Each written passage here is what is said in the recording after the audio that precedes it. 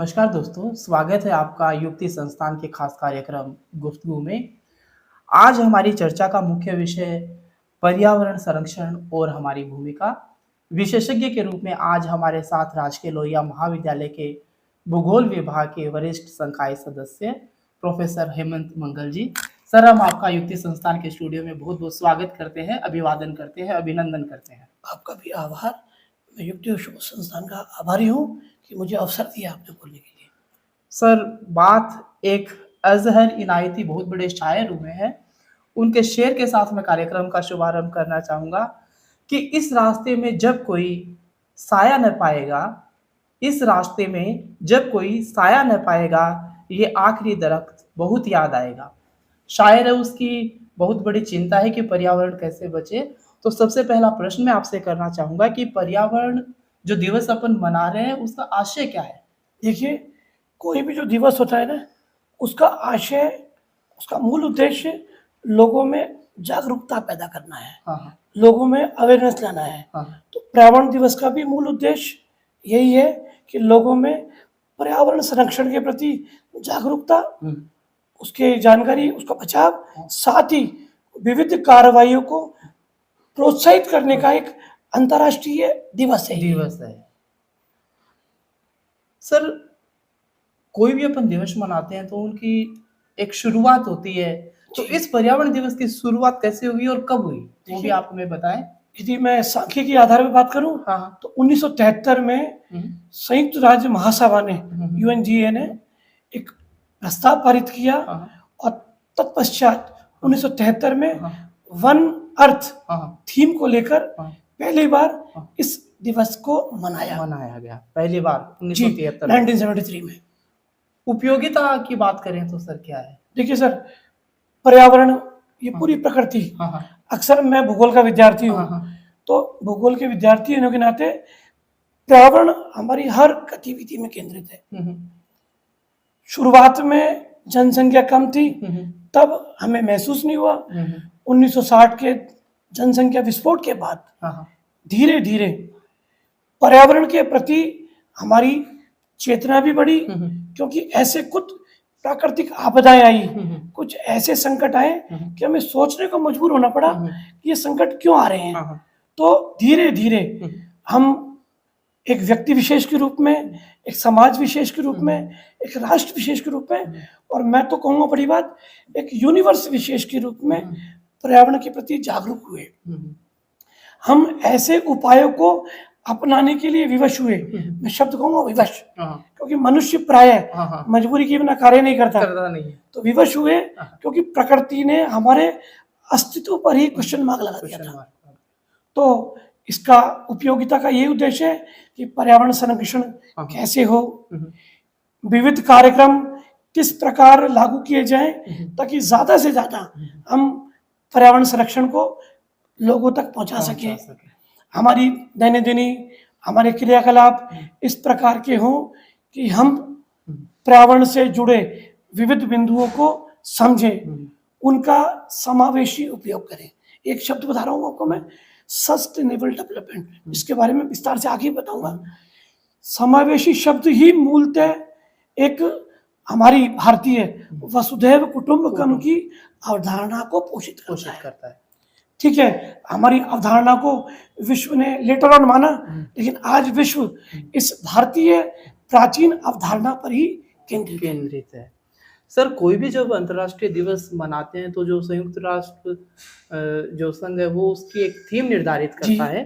तो इस वर्ष की थीम क्या है और इस पूरे आयोजन का जो मेजबान जो देश है वो कौन सा है? देखिए, इसका मेजबान देश तो इस वर्ष तो दक्षिणी कोरिया है, जो पूरे सामूहिक विश्व का एक मेजबान देश के रूप में नेतृत्व कर रहा है। अब रही बात थीम क्या है, आपको ध्यान होगा हमारी दैनंदिनी में प्लास्टिक तेजी से बहुत ज्यादा बढ़ रहा है, और इतना तेजी से बढ़ रहा है कि हमारे खाने में प्लास्टिक, हमारे पीने के पानी में प्लास्टिक, यहाँ तक कि हमारे शरीर में बड़ी मात्रा में प्लास्टिक विविध साधनों द्वारा जा रहा है, खासकर माइक्रो प्लास्टिक जो हमारे जीवन के लिए खतरनाक है। तो इस वर्ष थीम तय की गई है, प्लास्टिक मुक्त विश्व। अच्छा, ये थीम है आपकी, प्लास्टिक मुक्त विश्व। सर जो ऐसे कार्यक्रम होते हैं अवेयरनेस के या जो अंतर्राष्ट्रीय राष्ट्रीय दिवस होते हैं, तो पर्यावरण दिवस के परिप्रेक्ष्य में मैं आपसे पूछ रहा हूँ कि सरकारी जो प्रयास है इस दिवस में, उनकी क्या भूमिका है? देखो, सरकारी प्रयास, सरकार हमारी नियोजक है। जैसे घर का बड़ा मुखिया होता है ना, तो वही रोल सरकार का है। सरकार जो नीतियां और कार्यक्रम बनाती है, वही किसी भी देश के विकास को एक रेखांकित करते हैं। तो पर्यावरण भी उसी से जुड़ा हुआ है। सरकार जो नीतियां बनाएगी, जो कार्यक्रम बनाएगी, जो दिशा देगी और लोगों में उसी अनुरूप जागरूकता बढ़ाएगी, लोगों को अवेयर करेगी, लोगों को सोचने को मजबूर करेगी कि हमें ये कार्य करने हैं, ये नहीं करने। तो सरकार का प्रमुख उद्देश्य नीतियां और कार्यक्रम बनाना।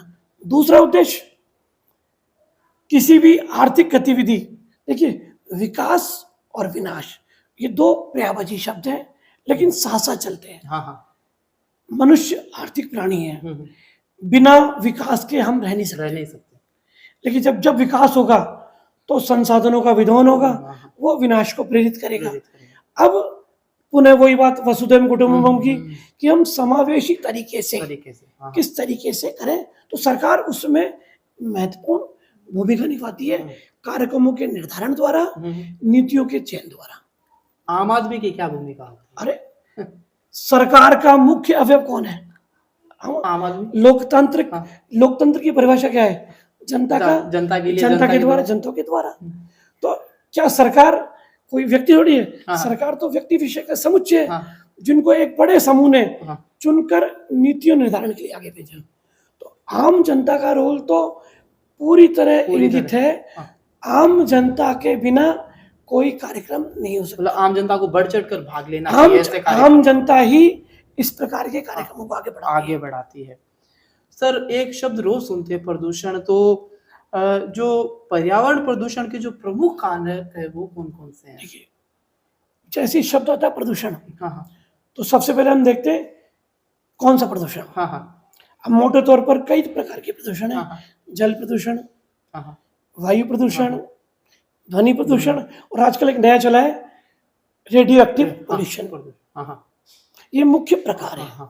उसके अलावा कोई भी ऐसी तत्व या क्रिया जो जीवन गुणवत्ता को दुष्प्रभावित करे, वो प्रदूषण की श्रेणी में है। जैसे आजकल सोशल मीडिया चल रहा है, ये भी एक तरह का प्रदूषण है। अगर इसका सार्थक उपयोग करते हैं तब तो नहीं, अगर दुरुपयोग करते हैं तो। फर्ज कीजिए आप एक सार्थक प्लेटफॉर्म पे युक्ति शोध संस्थान के बारे में मैं पिछले कई दशक से सुन रहा हूँ, विशेषकर एक दशक में आपके द्वारा की जा रही जो विविध गतिविधियां हैं, ये जो गुफ्तगू है, ये भी तो अवेयरनेस का प्रोग्राम है। आपकी जो पहुंच लोगों तक बढ़ेगी तो लोगों में अवेयरनेस आएगी। अगर सारे दिन फोन का दुरुपयोग करते हैं तो वो एक तरह से प्रदूषण ही है, सोशल प्रदूषण है वो। सर, जब पर्यावरण प्रदूषण की बात आती है तो विभिन्न व्यक्ति, विभिन्न संस्थाएं, सरकारी कार्यक्रम पेड़ लगाने का काम मुख्यतः करते हैं। तो जो वृक्षारोपण है वो किस तरह प्रदूषण को रोकने में उपयोगी है, वो आप हमें थोड़ा देखो सर, दो चीजें बहुत उपयोगी हैं, जल और जीवन। अक्सर अपने रहीमदास जी का दोहा भी सुना होगा, पानी नियरे रखिए बिन पानी सब सून, पानी गए न उबरे मोती मानस चून। चलो, पानी की तो बात होगी। अब दूसरी आती है वृक्ष। वृक्ष भी हमारी तरह ही है, उनमें भी स्पंदन है, प्राण संचार है। सिर्फ एक वृक्षारोपण जो शब्द है ना, यह हर प्रकार के प्रदूषण को नियंत्रित कर सकता है। मैं उदाहरण समेत देता हूं। देखिए, जितनी भी विषैली गैसें हैं, वो चाहे औद्योगिक कल कारखानों से आ रही हैं, वाहनों से धुआं आ रहा है, जल की गुणवत्ता दूषित हो रही है, रेडियो एक्टिव विकिरण बढ़ रहे हैं, कुछ और चीजें हो रही हैं। जैसे मैं आपको एक रेफरेंस हटता हूँ, अभी ऑपरेशन सिंदूर हुआ था भारत ने पाकिस्तान पर। तो आपने सुना होगा कि पाकिस्तान के पर्टिकुलर एरिया में बड़ी मात्रा में बोरोन मंगाया गया। ये अपुष्ट आंकड़े हैं, मैं इसकी तथ्यपरक जिम्मेदारी ये नहीं करा, लेकिन मैं बता रहा हूँ। बोरोन क्या करता है? रेडियो एक्टिव विकिरणों को सोखता है। वृक्षारोपण भी यही काम करते हैं। पेड़ जमीन की जल धारण क्षमता को बढ़ाते हैं। पेड़ औद्योगिक कल कारखानों से वाहनों से निकलने वाली सल्फर डाइऑक्साइड, नाइट्रस ऑक्साइड जैसी विषैली गैसों को सोख लेते हैं। पेड़ कार्बन डाइऑक्साइड गैसों को सोख कर हमारे लिए जीवन उपयोगी ऑक्सीजन प्रदान करते हैं। आपने अक्सर बड़े बड़े भवनों, अस्पतालों के आगे वृक्षों की पंक्तियां देखी होंगी। जैसे आपका थिएटर भी है, लकड़ी लगा रखी है, ध्वनि को सोखता है, तेज ध्वनि को रोक लेता है। क्योंकि हम 120 डेसिबल से ऊपर को सुनेंगे तो हम पर दुष्प्रभाव आएंगे। तो पेड़ों के फायदे। तीसरा, जमीन की उपजाऊ क्षमता बढ़ाता है। लेग्यूमिनेसी कुल की कुछ प्रजाति ऐसी है जो भूमि की उपजाऊ क्षमता बढ़ाती है। और मूल चीज, विकास के लिए हमें लकड़ी, रेजिन, गोंद खाने के लिए। और आपका जो शुरुआत में शेर था कि अंतिम दरख्त को मैं याद करूंगा, उसी से इसकी उपयोगिता सिद्ध हो रही है। सर, मैं आपको एक बात बताना चाहूंगा कि अपने पास में सुजानगढ़ तहसील है, उसमें एक गांव है गोपालपुरा। जी सर, मैंने सुना है। वहाँ की सरपंच है सविता राठी। जी मैम, बिल्कुल। तो उन्होंने, अभी मैंने पिछले दिनों उनके बारे में पढ़ा, उन्होंने एक नवाचार किया है अपनी पंचायत में। उन्होंने एक बर्तन बैंक खोला और वो इतने सारे उन्होंने बर्तन खरीदे, या किसी के सहयोग से लिए मुझे पता नहीं है। अब जब शादियां होती है, कोई फंक्शन होता है गांव में, तो वो बर्तन जो स्टील के हो ही जाते हैं, तो जो डिस्पोजेबल जो ग्लास होते हैं, बर्तन होते हैं, उनके ऊपर रोकथाम लगाने का उनका बहुत सुंदर प्रयास है। तो उसी से जोड़कर मैं अगला प्रश्न आपसे करना चाहूंगा कि हमारी जीवन शैली कैसी हो ताकि हम इन सब चीजों से बचे रहें। समस्या अंतोपरंत जीवन शैली पे आ जाती है।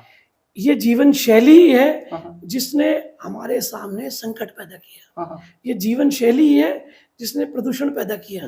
ये जीवन शैली ही है जो प्रकृति को दुष्प्रभावित कर रही है।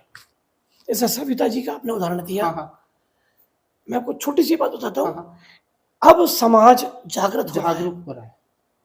ऐसे विविध उत्पादों की एक अनंत श्रृंखला है जो पूरी तरह प्रदूषक मुक्त उत्पाद है। जैसे फर्ज कीजिए, मैं आपको छोटा सा उदाहरण देता हूँ। मैं पिछले 3 साल से मेरे घर में अपन नहाने के लिए शैम्पू इस्तेमाल करते हैं, कपड़े धोने के लिए वार इस्तेमाल करते हैं। आजकल इनकी बाहर आ गई।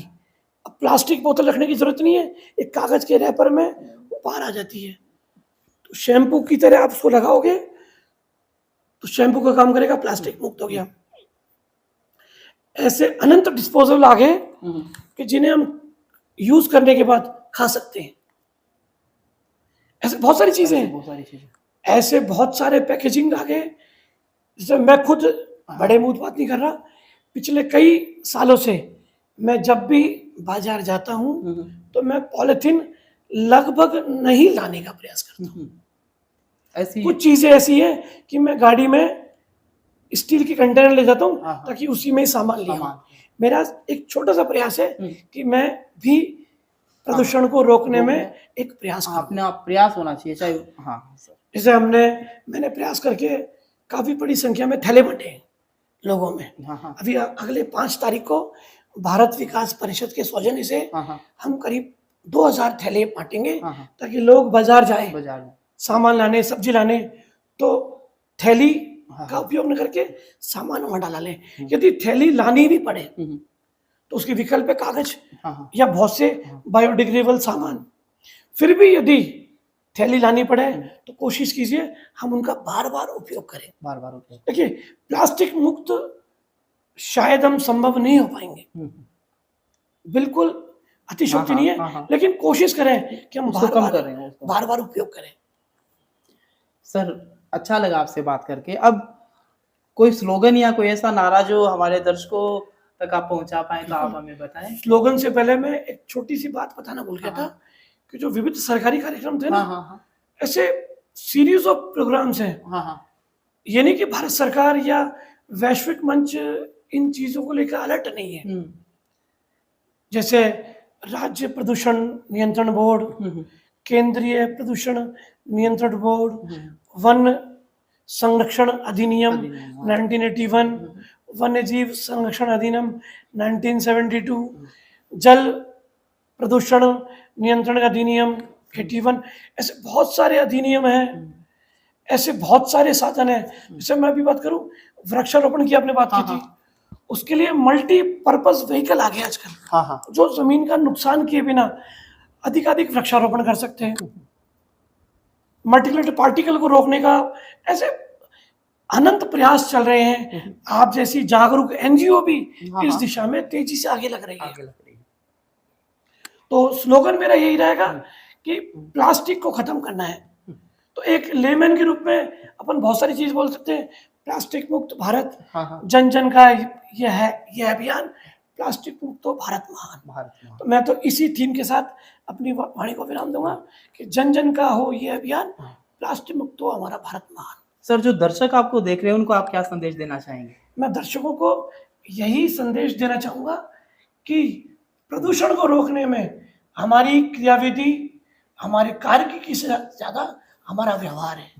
यदि हमारा व्यवहार इस प्रदूषण के प्रति फ्रेंडली होगा कि प्रदूषण को रोके कैसे, हम ऐसा व्यवहार करें, जल का संरक्षण करें, बिजली गैस को कम से कम उपभोग लाएं, अभी आवश्यकता नहीं बिजली की, स्विच तुरंत बंद कर दें, संसाधन का समावेशी उपभोग करें। हम याद रखें कि हम इस सृष्टि के वर्तमान के प्राणी हैं, अभी हमारे बाद भी और भी सभ्यताएं आएंगी। तो हम संसाधनों का उपभोग ऐसा करें कि न सिर्फ हमारी आवश्यकता पूर्ण हो, वरन भविष्य के लिए भी हम कुछ एक ऐसी धाती, ऐसी परंपराएं छोड़ के जाएं कि हमारे पूर्वज हमें याद करें, हमारे भविष्य में भी हमें लोग याद करें। राजस्थान में आपने सुना होगा खड़ीन के बारे में। हमारे टांके, चूरू, टाके, ये क्या है? ये हमारे पूर्वजों द्वारा दी गई थाती है, जिनका हम उपयोग कर रहे हैं। ठीक है, विकास की अंधी दौड़ में हम बाहर निकल गए थे, लेकिन पुनः हमें जड़ों पे ही आना पड़ा। और यदि हमें सर्वाइव रहना है, इस संसार में जीवित रहना है, तो हमें समावेशी विकास करना ही पड़ेगा। सर, आपसे बात करके हमें बहुत अच्छा लगा। मैं संस्था की ओर से आपका बहुत बहुत आभार व्यक्त करता हूँ। आभार व्यक्त करता हूँ तमाम दर्शकों की ओर से भी आपका। अगले कार्यक्रम में एक नए विषय और नए विशेषज्ञ के साथ हम आपके सामने दोबारा उपस्थित होंगे। तब तक के लिए जय हिंद, जय भारत। मैं भी गुफ्तगू कार्यक्रम और युक्ति उस संस्थान के श्री रमेश जी सोनी, आपका भी आभारी हूँ कि आपने मुझे बुलाया और मेरे विचारों से दर्शकों को रूबरू का मौका दिया। धन्यवाद।